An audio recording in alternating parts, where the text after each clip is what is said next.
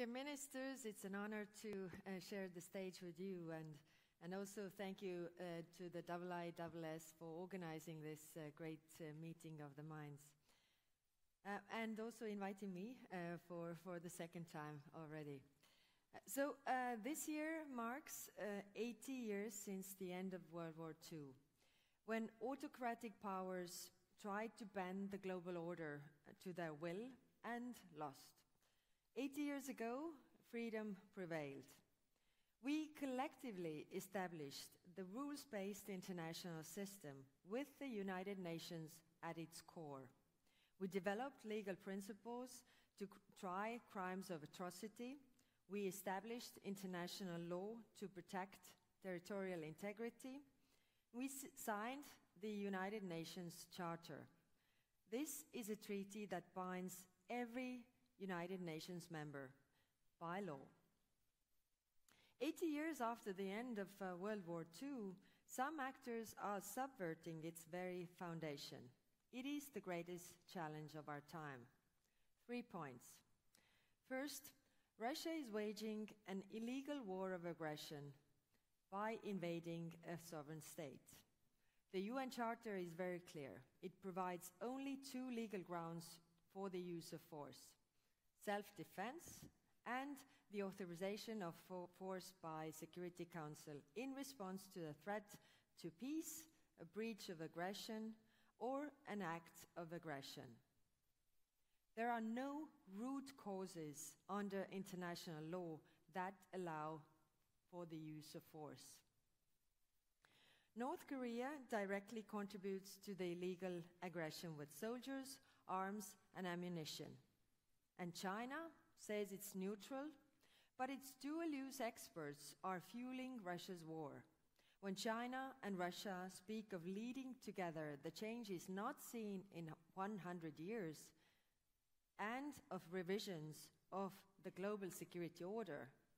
We should all be extremely worried. Back in 2022, former Japanese Prime Minister Kishida warned from this stage that Ukraine today might be East Asia tomorrow. We are over 3 years into the war now.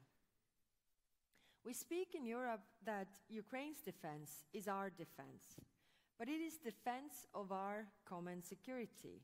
We have to stop Russia in its tracks. If we don't, all we do is validate the claim that you can just take your neighbor's territory by force. If we don't defend the law, we validate aggression. Second, Europe and Asia also share many other security challenges. On maritime security, we share a commitment to the United Nations Convention on the Law of the Sea. And the EU always speaks out when countries challenge this, including in the South China Sea.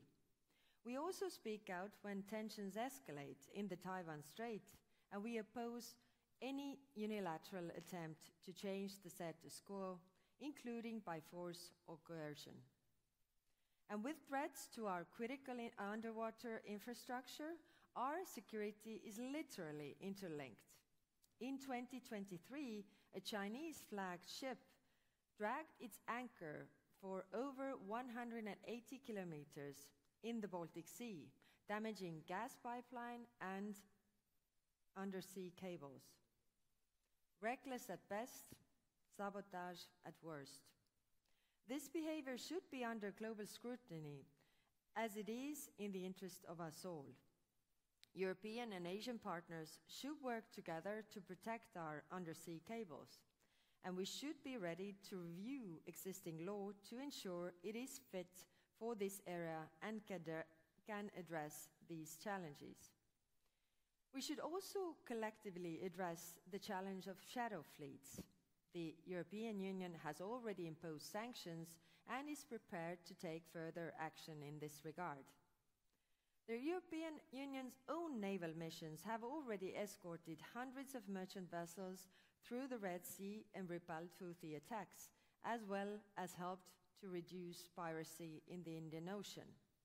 When it comes to nuclear weapons, the Non-Proliferation Treaty has meant a safer world for us all. The EU sanctions those in breach of it, international nuclear norms, such as the DPRK, but also works for de-escalation wherever it is possible. Cyber, was mentioned many times here before, is another domain of unrestricted competition that also knows no borders. Recently, Chinese state-backed actors were behind a malicious cyber campaign against Czechia. These attacks are unacceptable. These are the examples of the European Union standing up for the international law because it protects us and everybody else. International law is the best deterrence for all countries, large and small. The rules-based global order is also the only guarantee for our safety and self-determination. When might replaces right, no border is safe. In the era of major instability, this system is more important than ever. If anything, this is the era that it was built for.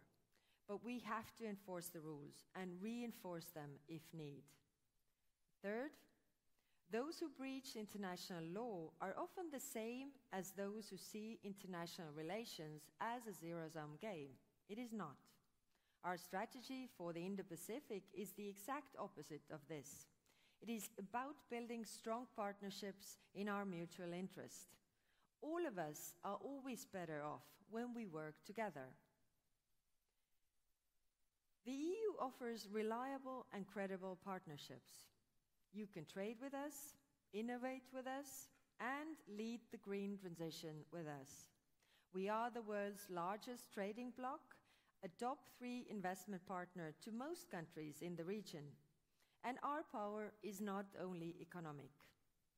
In the face of these geopolitical challenges, the European Union has shifted gear, reimagined our own paradigm as peace project backed up with hard defense.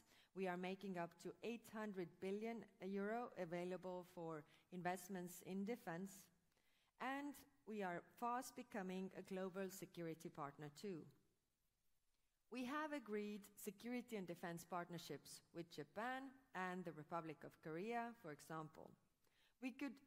We would like to deepen our security relations with India and Australia and many others as well. Europe has a long-term strategic commitment to this region. Esteemed guests, the World War that ended 80 years ago this year came at too high cost for humanity to throw away the achievements we have made. UN Charter and the international law, far from abstract ideas, are the best tools we have to protect peace and hold aggressors accountable. They are the bedrock of stability. So we stand firm against those who ignore the rules and ensure accountability for those who break them. We throw our weight behind partnerships. If you reject unilateralism, bullying, and aggression, and instead choose cooperation, shared prosperity, and common security, the European Union will always be by your side. Thank you.